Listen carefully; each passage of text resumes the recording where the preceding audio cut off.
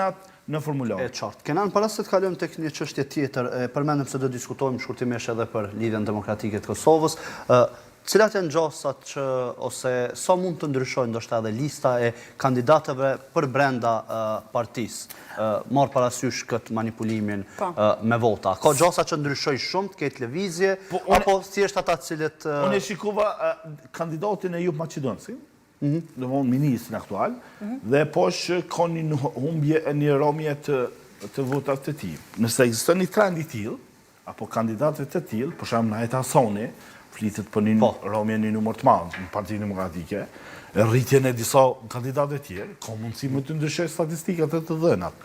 Por aja që po shall po vrej, që ka me reflektu të njerëzit brenda strukturave të kandidatët partive. A mund të krijoj përçarje brenda vetë partive politike, situata e tillë? Nuk besoj që ka me pas përçarje, por unë mendoj që kanë më po njerëz.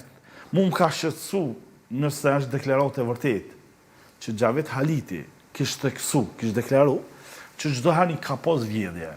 Nëse ai e del që ka pas vjedhje, nuk ka shkuar të raportojë në prokurorinë e shtetit, ai është pjesë përbërëse e veprës me të cilën e ka ditë e nuk ka deklaruar, nuk ka njoftuar. Domthonë, nëse kemi këtë mendësi të Xhavet Halitit, të një kandidatit për deputet Parlamentit Kosovës, një deputet që mund të jetë votuesi i ligjit të Republikës së Kosovës. E të ketë qasje të tillë, këtë mendësi të tillë, është rrezik për shoqërinë tonë, sepse njerëzit që dinë, kanë informatat e nuk e raportojnë, paramendojnë një qytetar çka mund të ndodhë dhe çka mund të rrjedhë. Pra mos raportimi është i barabartë me normal për një vepër penale. Të marrim edhe një vendim të profesorit pikërisht për këtë deklaratën e Halitit, profesor.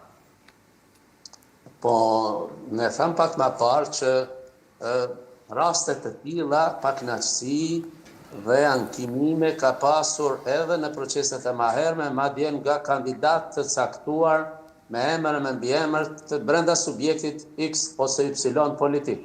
Por tani ky fenomenin i Prizrenit, që është brengosës dhe shqetësues, nëse ndodhen ndonjë komun tjetër, atëherë janë veprime që ekskluzivisht i takojnë organeve të ndjekjes dhe nuk është koha dhe vendi që ne të paragjykojmë se si do të veprojnë ata, sepse ata kanë ligjin në dorë përpara dhe do të veprojnë frimin e ligjit. Kodi penal është i qartë, i ka disa vepra penale, 5-6 që i denon sa i përket korpusit zgjedhor, procesit zgjedhor, dhe duhet veprohet sipas tyre. Ankesa e ndonjë kandidati për deputet tash, patjetër që paraqes shqetësim dhe gjithsesi obligim të këtyre njerëzve që ankohen, që janë ankuar edhe subjekte të tjera me emër me mbiemër, por nuk ka nevojë të përmenden emrat, do duhet që nëse kanë pasur prova dëshmi për manipulimin e votës së tyre brenda llojit, brenda subjektit politik, më herët është dashur paraqesë se sa veprim penal, inkriminues. Dhe mos paraqitja veprës penale është vepër penale. Kështu që është çështje që kanë kaluar afatet, janë parashkruar ato veprime, po tani e kemi në vepër një veprim të tillë, një fenomen gati që thjesht po na ndodh dhe është aktual edhe sot për kësaj dite. Qartë. Dhe shkurtimisht profesor, sepse do të kalojmë tek një çështje tjetër, a ka gjasa dhe a beson se nëse vazhdohet me këtë trendin e ndryshimit të votave, a ka gjasa që të ketë ndryshim në listën e deputetëve të cilës do parti?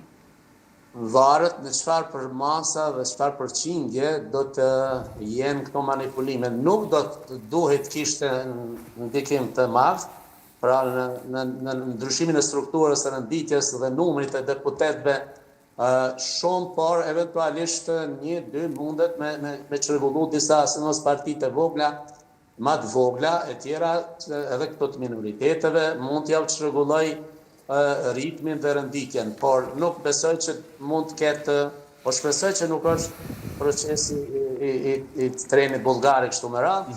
Nuk po dua të besoj e shpresoj që do të ketë ndikim në procesin, në integritetin e procesit zgjedhor, sepse kjo do ta hiezonte, do t'i bëte hije e keqe edhe Kosovës, edhe qytetarëve të cilët kanë qenë korrekt, kanë votuar si mas mirë ja ditë, kanë kryer detyrën e tyre, ndërkohë që trupat të ndryshme, të deleguarit e subjekte politike dhe përfaqësuesit e organit të pavarur siç është KQZ-ja dhe natyrisht edhe KKZ në terren, mund të kenë eventualisht segmente të caktuara ose ndërhyrje ose bashkëveprim ose edhe përgjegjësi të caktuar të duhet të bëj ekskluzivisht të organi ndjekjes. Po shpresojmë shumë, profesor, në mënyrë që edhe imazhi i mirë që është krijuar për Kosovën në mënyrën se si organizon, mban dhe më pas edhe i certifikon zgjedhjet të vazhdoj edhe më tutje. Në anën tjetër do të qëndrojmë ende tek zgjedhjet se si pasojë e tyre është kërkuar